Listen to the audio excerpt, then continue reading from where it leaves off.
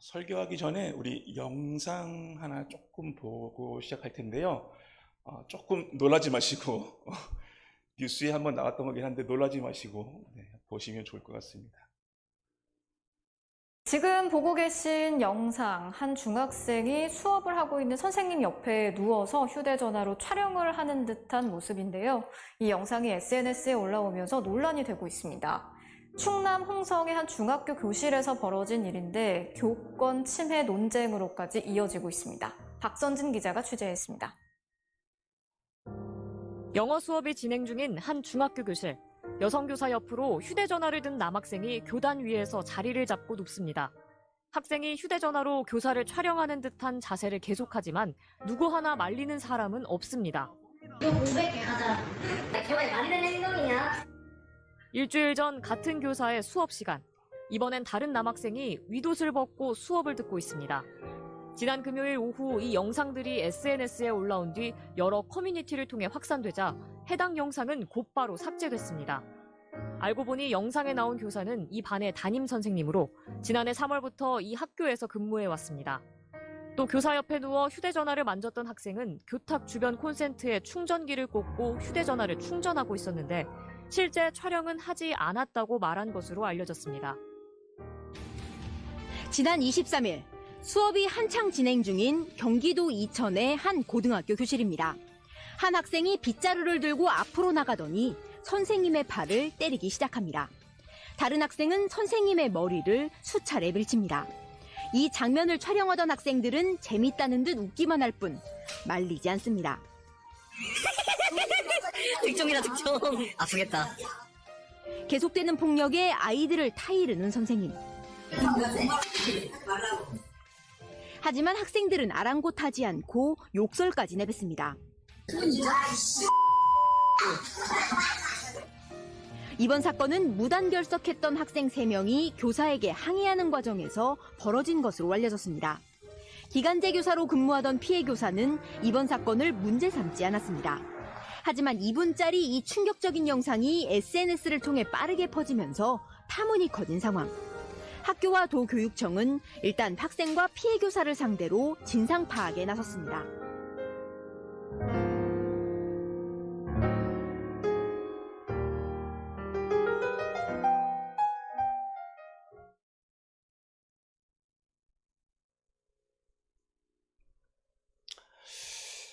어떠십니까?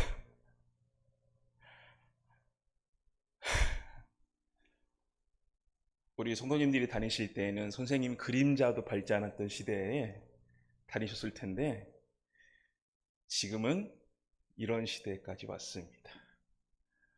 함께 영상을 보았는데 질문을 하나 드리고 싶습니다. 만약 내가 선생님이라면, 영상 속 선생님이라면 어떠한 행동을 취해야 할까요? 영상 속의 선생님이라면 자, 1번 체벌을 가한다.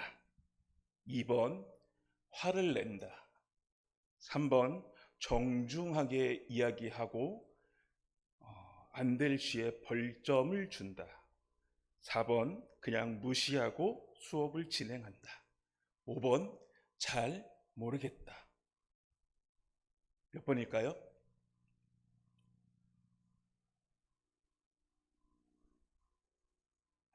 잘 모르시겠죠? 우리가 본 영상의 4번과 5번이었습니다. 이제 아이들은 벌점도 무서워하지 않습니다. 상관없다고 합니다. 이제 선생님이 무엇을 하건, 선생님이 앞에서 뭐라고 얘기하건, 선생님이 앞에서 수업 시간에 자기 핸드폰 충전한다고 콘센트를 찾아서 앞에 나와서 충전하는 것도 이해를 할 수 없지만, 누워서 선생님의 말씀을 듣는다? 이해할 수 없지만 선생님께 빗자루를 들고 욕을 하면서 체벌을 자기가 한다? 이해할 수 없지만 선생님이 할 수 있는 건 그냥 넘어가는 것밖에 없습니다. 왜? 선생님들의 자기의 고가가, 평가가 안 좋아지기 때문입니다. 자, 그렇다면 이 아이들은 집에서는 어머님의 말씀을 잘 들을까요? 이 아이들에게 이러한 것들은 누가 알려줬을까요? 사회가? 친구들이? 누구일까요? 오늘 말씀해 보면 마땅히 행할 길을 아이에게 가르치라 라고 되어 있습니다. 우리 아이들에게 하나님의 말씀 가운데 마땅히 행할 길을 잘 가르치고 계십니까?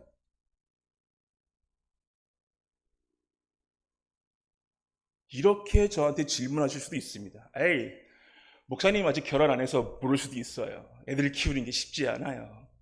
애들 키우는 게 만만치 않아요. 아직 결혼 안 했으니까 몰라서 그렇죠. 그럴 수도 있습니다. 네, 결혼을 안 해서 제가 모를 수도 있습니다. 하지만 쉽지 않은 일이라는 것은 알고 있습니다.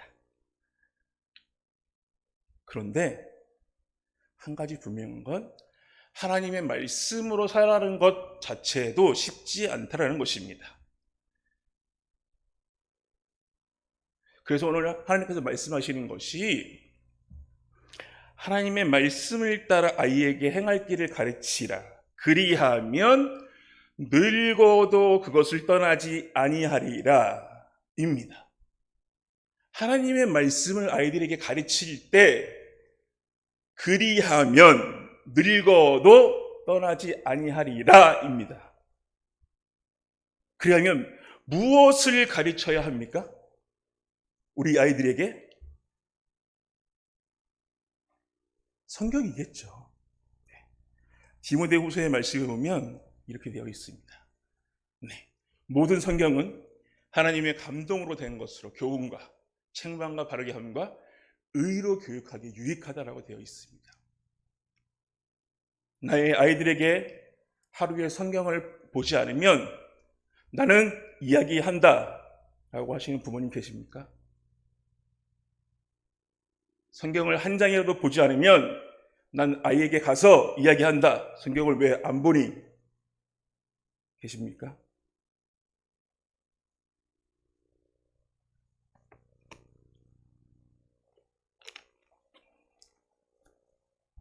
핸드폰을 잡으면 뭐라고 하시죠? 또 게임하니?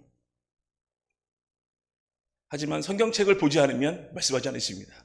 그래, 핸드폰만 안 하면 되지 뭐.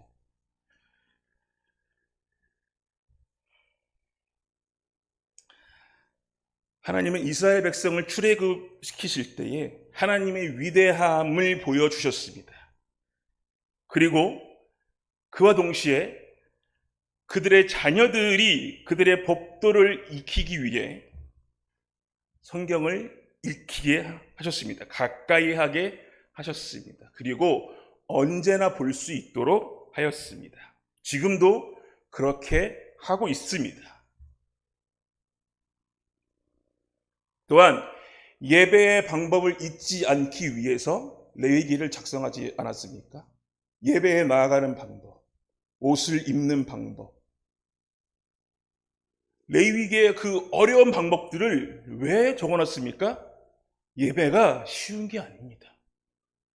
그런데 그것들을 다 적어놓은 이유가 무엇입니까? 잊어먹지 말라고. 하나님께 나아가는 방법이 쉽지 않다.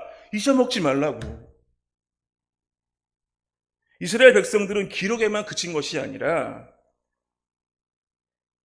무교절이 되면 출애굽의 그날을 기억하며 누룩을 넣지 않은 딱딱한 빵과 쓴나물을 7일 동안 먹으며 유월절을 기억합니다.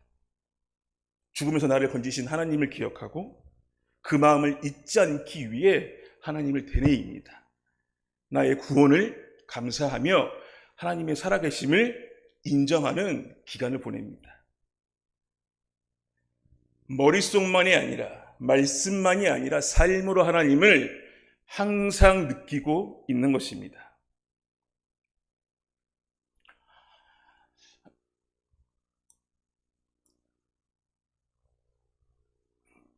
(1980년대) 90년대의 한국 교회의 분위기는 잘 아실 것입니다. 저는 너무 어릴 적이라 다 기억할 수 없지만 그때 우리 할머니 권사님들, 어머니 권사님들의 신앙생활들은 제가 기억했을 때에 그렇습니다. 사진 한번 보여주실까요?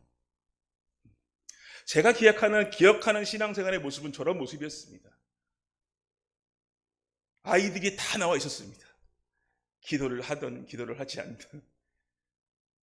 저 시대에 제가 기억하는 교회는 어머니의 손을 잡고 버스를 3번인가 타고 교회를 왔었어야 됐습니다. 그리고 말 그대로 철야 예배였습니다. 밤새도록 새벽까지 기도하다. 우리 사모님 계시지만 저는 우리 몰러 목사님 하면 가장 먼저 떠오르는 건 불길 같은 성신여 찬양을 숨도 못 쉴 만큼 한 30분 정도를 굉장히 빠른 속도로 부릅니다. 숨을 쉬면 다행이죠. 숨도 못 쉴 만큼 30분 정도를 굉장히 빠르게 부르고 통성기도를 시작합니다. 그러면 몰러 목사님께서 역도벨트를 싹 매시고 한 사람 한 사람 안수기도를 해주십니다. 그게 제 머릿속에 아직도 기억이 있습니다. 그 느낌이 얼마나 뜨거웠는지 모릅니다. 어린 나이에도 그 느낌이 뜨거웠어요. 그런데 지금의 교회는 부흥했고 성장했고 교회는 좋아졌고 화려해졌고 풍성해졌지만 그 옛날의 뜨거움은 사라졌습니다.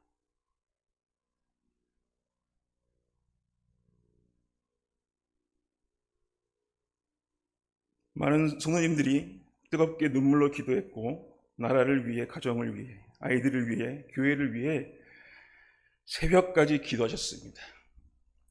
새벽에 차가 없기 때문에 아침 버스, 첫 버스가 다닐 때까지 기도했습니다. 때론 잠이 들었다가 어머님이 깨우면 함께 집에 갔습니다. 낙타 무릎이라고 불릴 정도로 할머니 권사님들은 항상 바닥에 무릎이 닿아 있었습니다. 교회는 끊임없이 기도하는 곳이었습니다. 만민이 기도하는 곳이었습니다. 선풍기도 없는 그곳에서 쉬지 않고 기도의 불길들이 꺼지지 않았었습니다.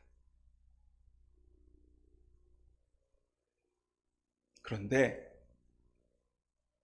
이상하죠? 그때는 참 좋았습니다.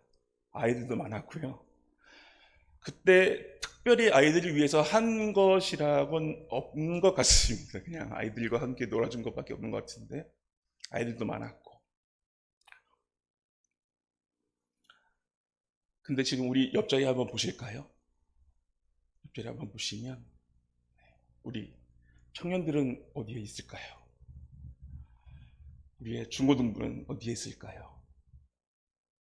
우리의 유초등부는 어디에 있을까요?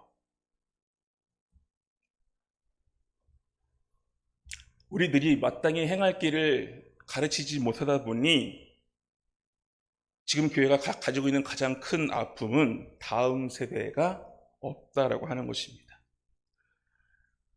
1990년대가 지금보다 살기 좋았다라고 말씀하실 수 있는 분은 없을 것입니다. 그때는 살기가 좋았을 거예요. 집이 쌌잖아요. 아니요.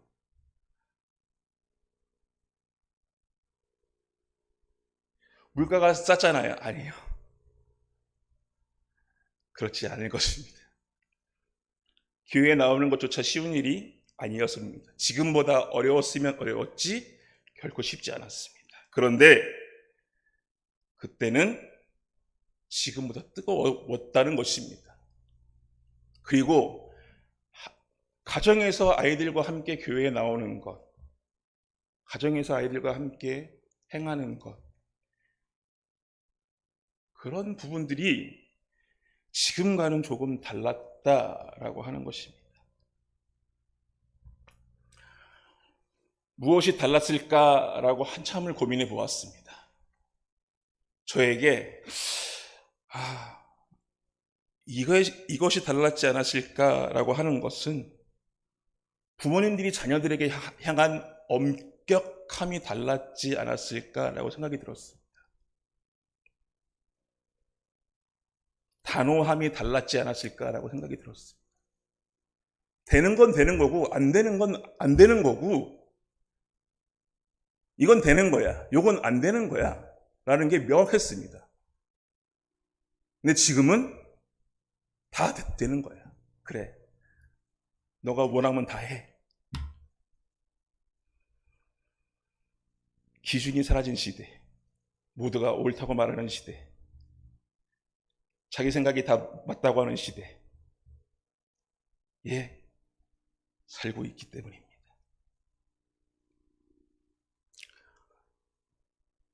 영상에서 봤던 것처럼 지금 아이들은 학교에서뿐만이 아니라 선생님에게만 저렇게 하는 것이 아니라 집에서는 순한 양처럼 있는 것이 아니라 밖에서만 그러는 것이 아니라 집 안에서도 통제하기가 쉽지 않을 것입니다.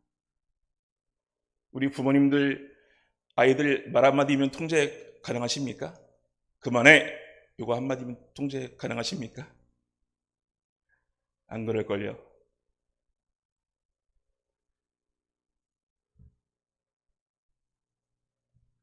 나는 말 한마디면 통제할 수 있어 라고 자신 있게 말씀하실 수 있는 분이 적을 거라고 생각합니다.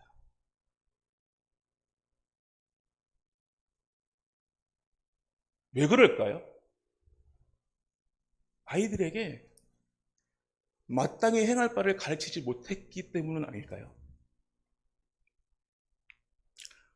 우리 성도님들 어렸을 때를 한번 생각해 보시죠. 부모님이 회초리를 안 맞아보신 분은 없을 것입니다. 남자들은 회초리면 감사하죠. 여러 가지 사랑의 매라는 도구들을 사용해서 참 많이 맞았던 것 같습니다.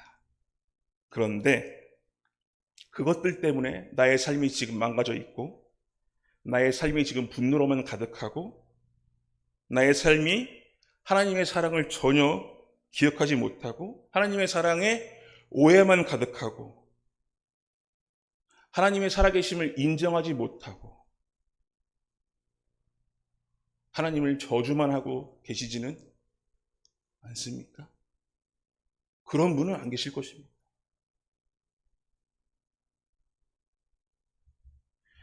하나님께서도 이스라엘 백성들에게 잘못을 했을 때에는 그래, 그럴 수 있어, 오냐, 그래, 다 그래, 잘했다, 그래, 오냐가 아니라 이스라엘 백성들이 회개하고 돌아올 수 있도록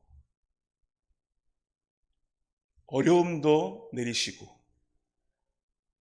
그들이 다시 한번 돌아올 수 있도록 기회를 주시고 합당한 벌을 주시고, 그로 인해서 이스라엘 백성들이 하루속히 하나님의 백성으로 돌아올 수 있는 회개의 역사들을, 용서의 시간들을 주셨다는 것을 기억해 주시기 바랍니다. 우리가 하나님을 사랑의 하나님으로만 부르지 않고 심판의 하나님이라고 부르는 이유는 하나님의 성품 중에 사랑의 성품이 가장 크긴 하지만 우리의 잘못된 부분에 있을 때 하나님께서는 분명히 그 부분을 심판하신다라고 하시는 것입니다. 하나님께서 우리가 하나님의 백성으로 더 온전히 살기 위해서, 하나님께서는 우리가 하나님의 백성답게 살기 위해서 우리를 분명히 심판하신다는 것입니다. 그런데 왜 우리들은 자녀들에게 그런 부분들에 대해서 이야기하지 않으십니까?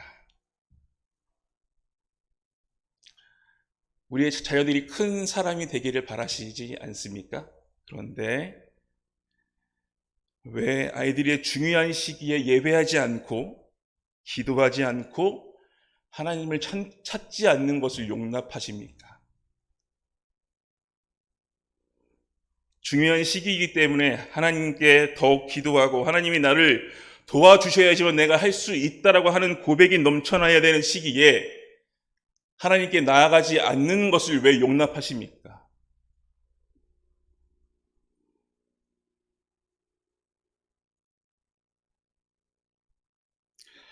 우리 부모님들은 시험 때가 되면 아이들이 교회에 나가는 것을 반대하십니다.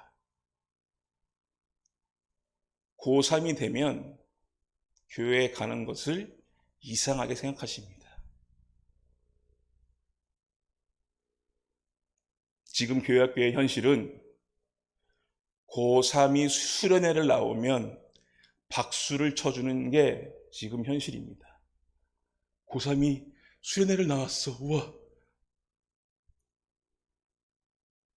고3은 수련회에 나와야 되는 겁니다. 왜? 하나님의 도우심이 필요하기 때문에 나와야 되는 것입니다. 자기의 힘과 능력으로 그 시간을 보낼 수 없기 때문에 하나님의 도우심과 하나님께서 그 마음을 잡아주시고 끝까지 그 마음을 가지고 갈 수 있도록 하나님께 나의 마음을 드리기 위해서 노력해야 되기 때문에 고3의 기간 동안에는 예배 시간과 수련회 시간에는 나와야 되는 것입니다. 그런데 고3이 되면 교회는 빠지는 것입니다. 그렇게 알고 있습니다.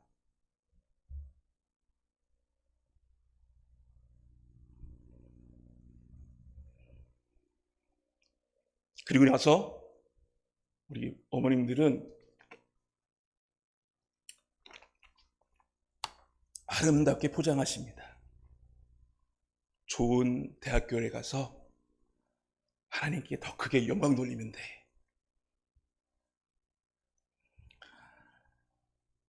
자신의 삶 속에서 가장 중요한 순간에 하나님을 찾아본 적 없는 사람은 자신의 인생 가운데 중요한 순간에 하나님을 선택하지 않습니다. 자신의 인생 가운데 하나님의 도우심이 필요한 순간에 하나님께 나아가지 않던 사람은 자신의 삶 가운데 하나님의 도우심이 필요한 순간에 하나님께 무릎으로 기도하지 않습니다. 왜? 기도하지 않았기 때문입니다. 선택해 본 적이 없기 때문입니다. 성경의 삶과 죽음의 순간, 어려움 속에서 하나님을 선택한 사람들의 모습을 볼 수 있습니다. 다윗과 다니엘 등이 그런 모습입니다. 다니엘은 왕에게 절하지 않으면 사자굴에 넣겠다고 하는 그 순간에도 늘 하던 대로 창문을 열어놓고 예루살렘을 향하여 기도했습니다.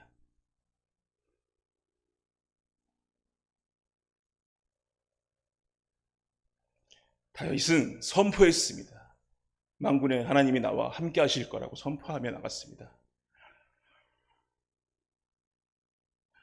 항상 자신의 삶 가운데 하나님과 동행했던 사람이기 때문에 지금 내가 하나님께 기도하며 나가야 될 순간이라고 선택하며 나아갔던 사람이기 때문에 기도하며 나아가는 시간이 항상 되었던 것입니다.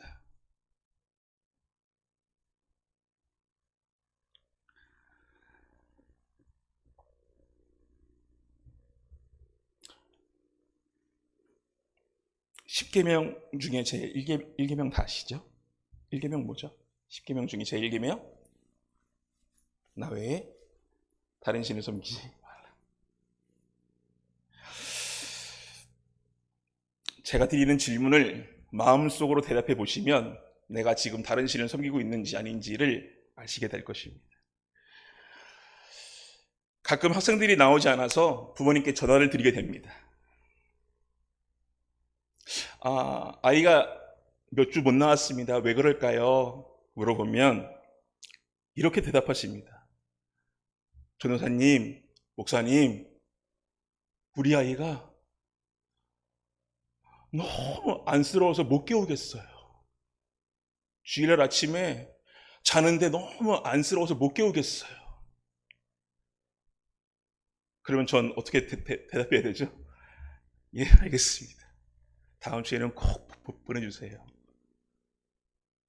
자, 그러면 상황과 조건은 똑같은데 전화하는 곳만 다르게 해보겠습니다.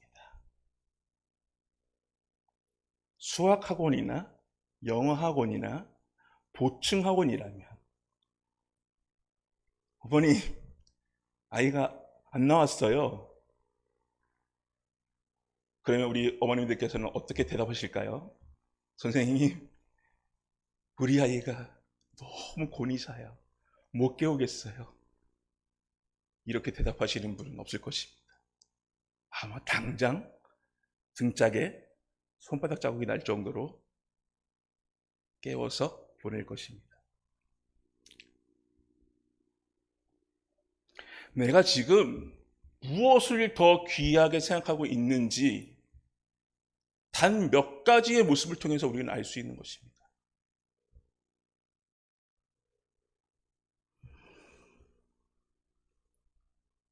예전 대학원 때 동기 전도사님이 한 번은 그런 이야기를 했었습니다. 수련회를 가기 위해 어떤 아이와 전화를 했는데 아이는 너무 가고 싶어 해서 그 아이의 어머님과 전화를 하던 중에 아이의 어머님이 그런 말씀을 하셨다고 합니다. 수련회 비는 낼 테니까 아이는 안 갈 거라고. 수련회 비가 얼마인지 모르겠지만 수련회 비는 낼 테니까 더 이상 전화하지 말라고. 교회가 돈이 없어서 전화하는 게 아닌데 지금 그런 시대입니다. 아이들에게 무엇을 가르치고 있는지 고민해야 될 때인 것 같습니다. 교회는 아이들에게 예수님을 만나야 하는 곳이기 때문에 그의 삶 속에서 예수님이 있어야 하기 때문에 그의 삶 속에서 하나님이 나와 함께 한다는 것을 알려줘야 하기 때문에 그런 체험이 있어야 하기 때문에 그런 마음을 가지고 준비하고 예배하고 아이들과 함께 하려고 애쓰고 있는데 우리 부모님들은 아이가 안쓰러워서 못 깨우겠어요. 그렇게 말씀하시면 어떡하십니까?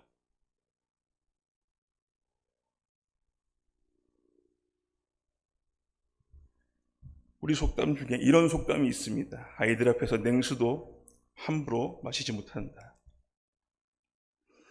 어린아이들이 교회에서 물을 마시고 캬 하면 서로 놀라죠. 얘가 어디서 배웠는지.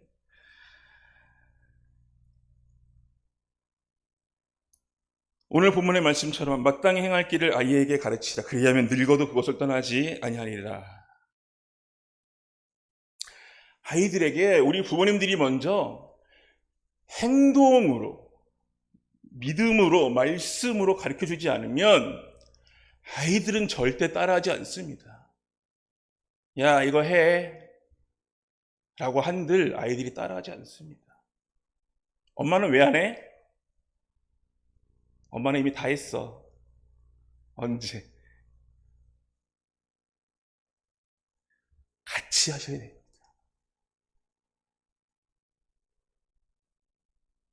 아이들과 같이 하셔야 됩니다. 같이 기도하셔야죠. 같이 말씀 보셔야죠. 같이 찬송하셔야죠. 집에 들어오면 제일 먼저 아이들을 잡고 기도해 주셔야죠. 새벽에 나갈 때에 제일 먼저 아이들을 잡고 기도해 주셔야죠. 오늘 하루도 하나님, 아이들의 발을 지켜주시고 손을 지켜주시고 이 아이들이 하는 것마다 주님 함께하여 주옵시고 보호하여 주옵소서. 기도해 주셔야죠. 그냥 나가는 것이 아니라 집에 들어와서도 아이들을 위해서 기도해 주셔야죠. 하루를 온전히 지켜주신 주님, 감사합니다.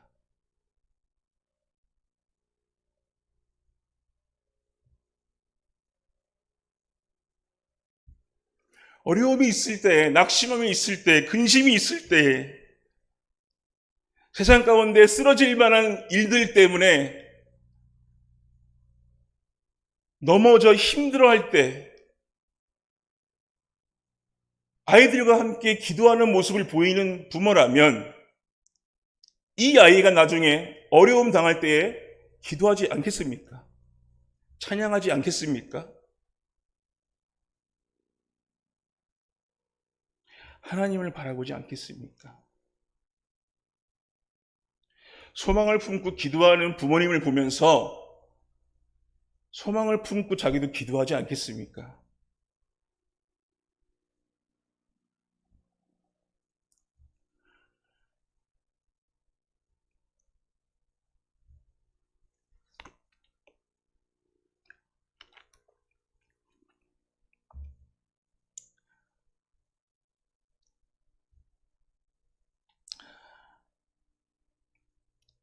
우리 권사님들께서 가끔 저희에게 그런 말씀하십니다.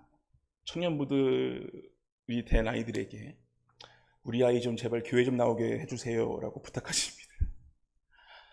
머리가 크고 머리가 굳은 아이들은 저희가 어떻게 할 수 없습니다.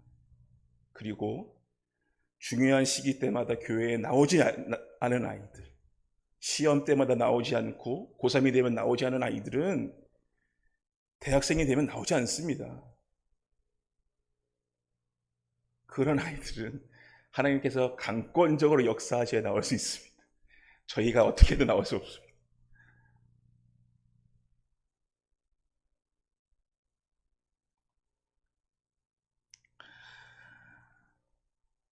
그렇기 때문에 삶의 중요한 순간에 우리 부모님들이 결단하셔야 됩니다. 무엇을 가르칠 것인지. 그래서 늙을 때까지 무엇을 따라 이 아이가 살게 할 것인지를 가르치셔야 되는 것입니다. 내가 이 아이에게 어떤 것을 줄 것이냐, 어떤 유산을 줄 것이냐, 그게 중요한 것이 아니라 내가 이 아이에게 하나님을 찾는 방법을 알려줘야겠다. 나의 하나님, 내가 만난 하나님, 내가 찾는 하나님은 이런 하나님이다 라고 하는 것들은 알려줘야 되지 않겠습니까?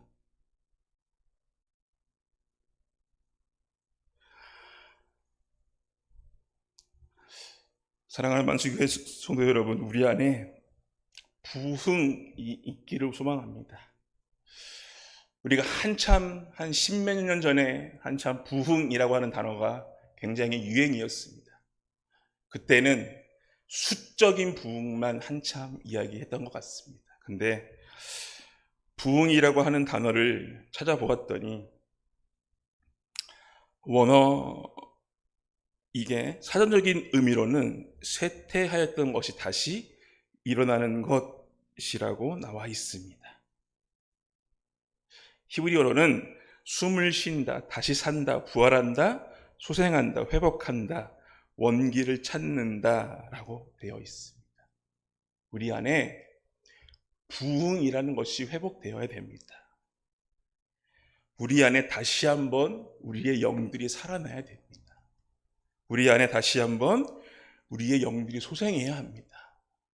우리 안에 다시 한번 회복의 역사가 일어나야 되는 것입니다.